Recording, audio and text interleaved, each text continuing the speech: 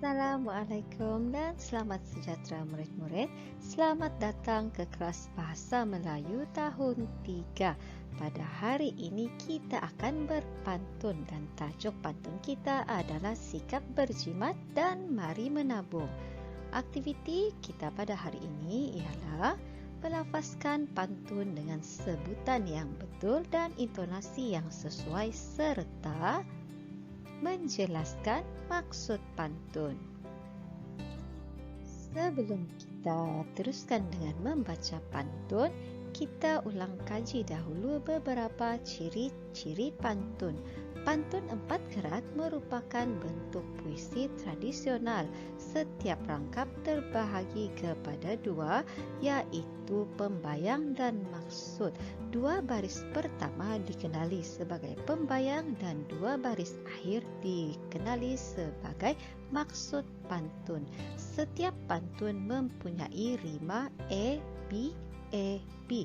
Ini bermaksud hujung baris pertama sama dengan hujung atau rima baris ketiga, manakala hujung atau rima baris kedua sama dengan hujung atau rima baris keempat. Mari kita baca pantun bersama-sama serta kita cuba nyatakan maksud pantun pada paparan. Beli siakap di Tanjung Keramat, jangan dilupa belum bersiang. Amalkan sikap berjimat cermat, tanah sedepah menjadi ladang.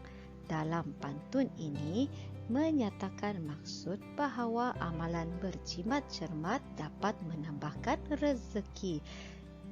Dapat menambahkan rezeki digambarkan dengan ungkapan tanah sedepah menjadi ladang. Sedepah tanah yang kecil akan menjadi ladang sekiranya kita mengamalkan sikap berjimat cermat.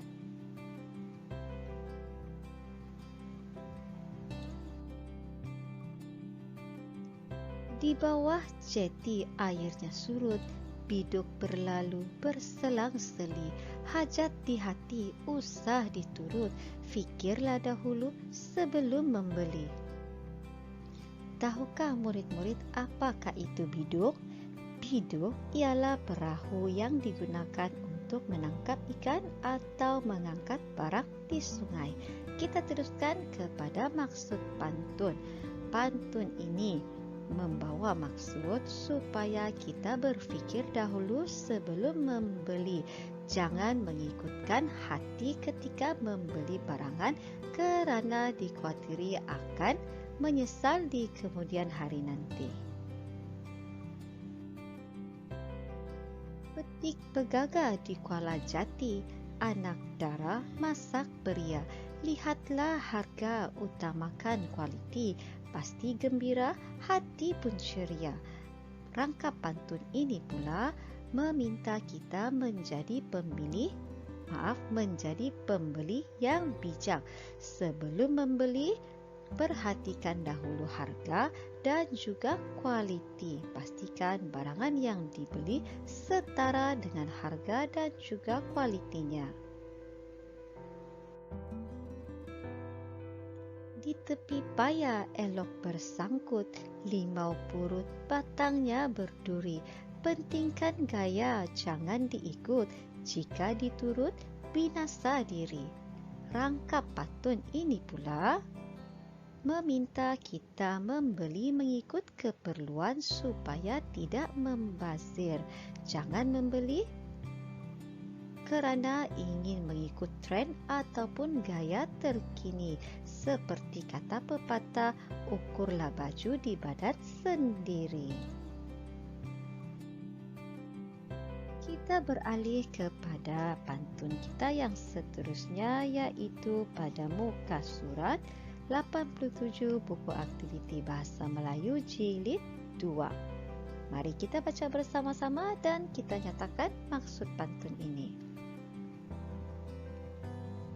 Pucuk rebung corak wau bulan, untuk cantikan ditambah warna.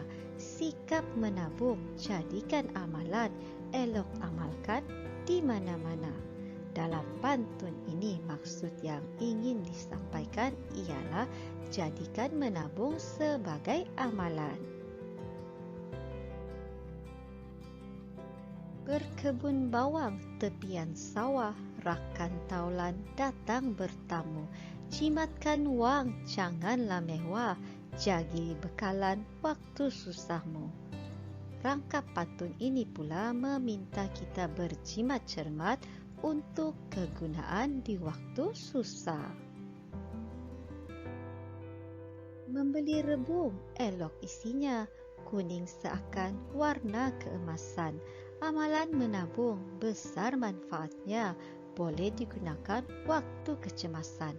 Rangkap ini juga meminta kita berjimat atau menabung kerana tabungan itu dapat kita gunakan ketika menghadapi waktu-waktu kecemasan.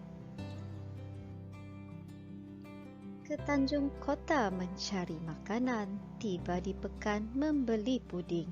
Tabungan kita jadikan simpanan untuk digunakan di Menara Gading. Rangkap pantun ini pula meminta atau membawa maksud supaya kita menabung dan hasil tabungan itu disimpan agar boleh digunakan ketika kita berada di universiti nanti. Baiklah murid-murid, kedua-dua pantun yang telah kita baca tadi menyatakan tentang sikap berjimat dan juga amalan menabung. Amalan berjimat dan menabung ini mendatangkan banyak manfaat kepada kita. Tabungan kita boleh digunakan ketika di waktu susah, ketika kecemasan, serta boleh kita gunakan ketika kita berada di universiti nanti. Jadilah pembeli yang bijak, belilah barangan yang setara dengan kualiti dan harganya. Jadilah seorang pembeli yang tidak mengikut nafsu, utamakan keperluan berbanding kehendak. Baiklah murid-murid, selepas ini sila lengkapkan latihan pada muka surat 87.